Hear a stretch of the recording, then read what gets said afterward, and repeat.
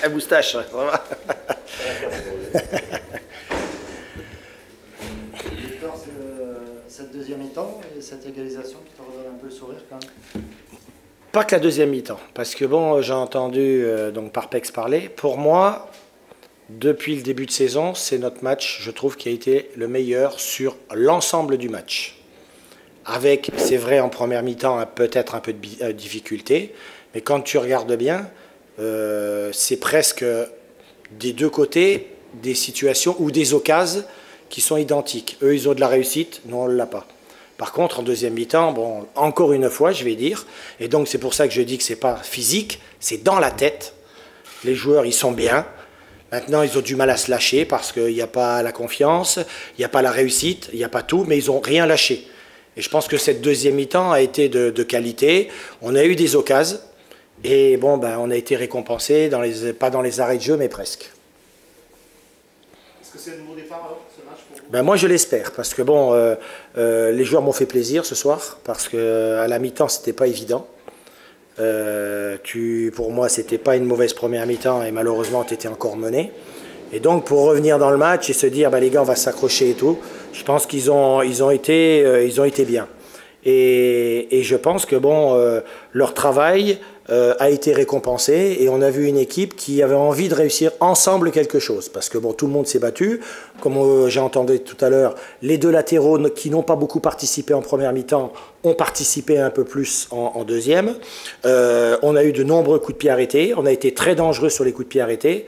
Et c'est vrai qu'avec un tout petit peu de brin de réussite, ben, je pense que ce match sur la deuxième mi-temps, on peut le gagner.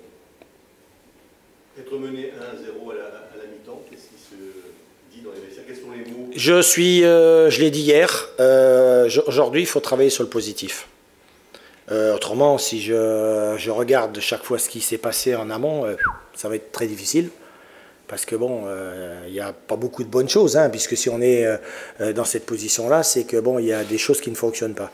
Donc il faut se servir de ce qui a été fait, mais surtout essayer de corriger encore. Et donc à la mi-temps, je leur ai dit qu'il ne fallait pas baisser les bras, qu'on n'avait pas eu ce petit brin de réussite, et que bon, à force de pousser l'adversaire, on allait le faire plier, et je pense qu'on serait récompensé. Mais c'était surtout aussi de ne pas perdre le fil conducteur quand même, pas faire n'importe quoi, pas que balancer, ne pas prendre des risques non plus et de partir n'importe comment. Et je pense que les gars l'ont bien fait, même si par moments les spectateurs auraient voulu qu'on aille un peu plus vite devant, on a su faire tourner ce ballon parce que ce soir, on a quand même vu une équipe qui a joué au ballon. Et donc, ben, je suis content, même si je pense que je serais heureux, on va dire, si on avait pu gagner. Voilà. Maintenant, on a pris un bon petit point qui ben, nous fait du bien d'abord au classement. Et puis, il ne faut pas oublier quand même que cette équipe de Clermont, elle n'est pas facile à manœuvrer. Hein.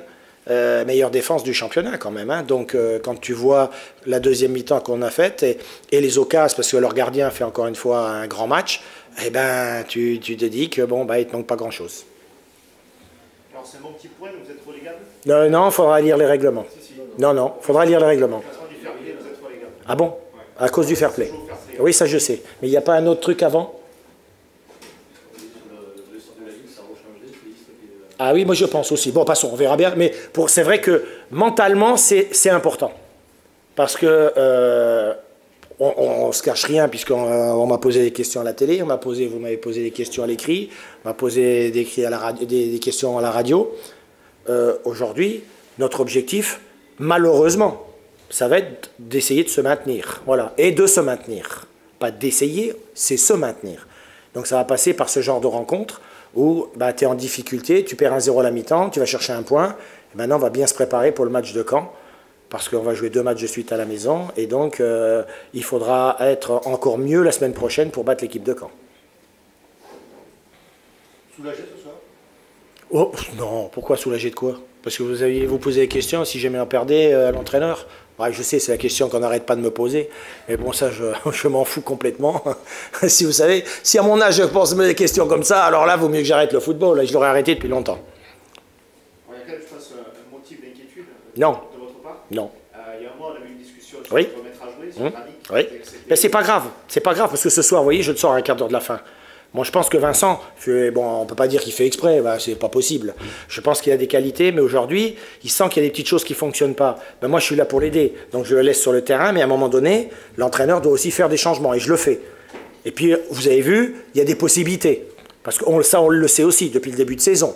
On sait que Granit peut être remplacé par Ogunbi, il peut être remplacé par Nouri.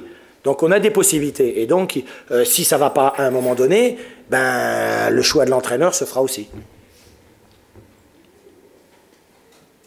Naturellement, sans naturellement le condamner, parce que je crois qu'aujourd'hui, on se rend bien, vous vous rendez compte, parce qu'avant que je le sorte, juste avant 10 minutes, les 10 minutes que je le sorte, j'avais commencé à y penser.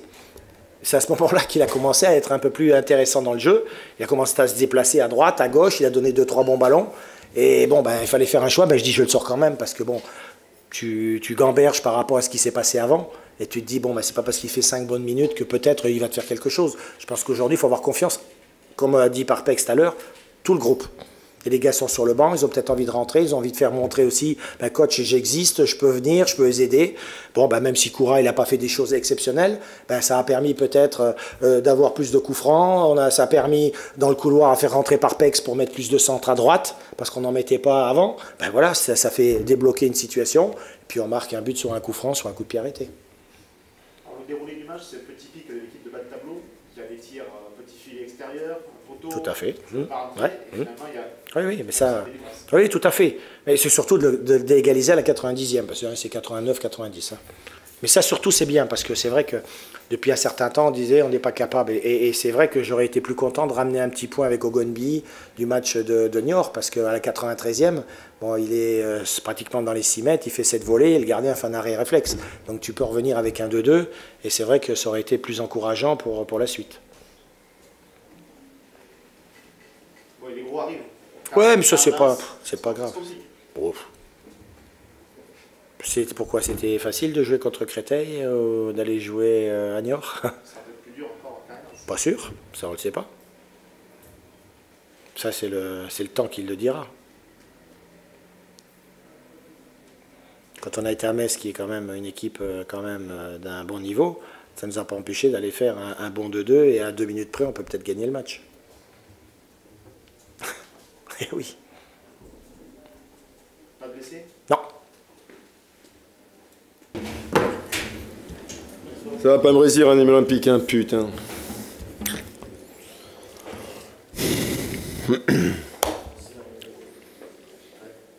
Oui, Régis Broa vient d'arriver en salle de presse. Bonsoir. Ravi de vous revoir, messieurs. Enchanté. Est-ce que tu te mords les doigts ce soir, forcément? Ah, oui. je me mords plus que les doigts. Je me mords les couilles, même. Je suis malheureux pour les joueurs, parce que d'avoir fait un tel match, on a fait une très très bonne première mi-temps.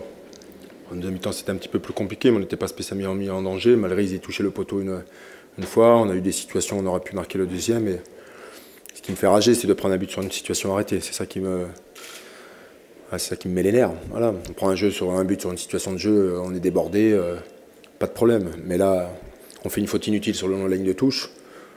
Et on n'est pas au duel et on prend l'égalisation là-dessus, dans les arrêts de jeu. Donc, ouais, j'ai bien les boules. C'est un match que vous sembliez maîtriser. Ils ont très très peu d'occasions. Est-ce que vous regrettez peut-être de ne pas avoir appuyé plus là où ça aurait pu faire mal?